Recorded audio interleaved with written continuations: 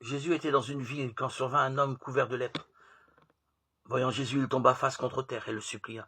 « Seigneur, si tu le veux, tu peux me purifier. » Jésus étendit la main et le touchait en disant « Je le veux, sois purifié. » À l'instant même, la lèpre le quitta.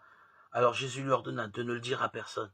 « Va plutôt te montrer au prêtre et donne pour ta purification ce que Moïse a prescrit. » Ce sera pour tous un témoignage. De plus en plus, on parlait de Jésus. De grandes foules accouraient pour l'entendre et se faire guérir de leur maladie. Mais lui se retirait dans les endroits déserts et il priait.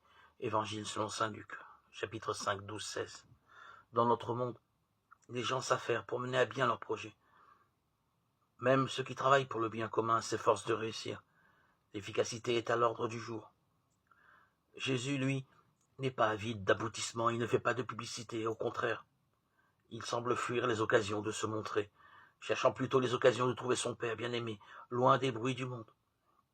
Il n'a nul besoin de forcer les choses. C'est qu'il est rempli de la confiance que les desseins de Dieu s'accompliront, quoi qu'il arrive. Sa part à lui, c'est de rester fidèle à la mission qu'il a reçue, de répondre à l'appel à chaque moment. Cet appel vient le plus souvent par les besoins des autres, par une rencontre apparemment fortuite. En étant lui-même tout tourné vers le bien de Dieu, il permet à l'Esprit divin de faire irruption dans le monde et d'accomplir ce bien. Dieu n'a pas besoin que nous lui prêtions un effort supplémentaire. C'est ce qu'il nous demande, c'est de le mettre au centre de notre vie et d'y rester fidèle. Le reste suivra.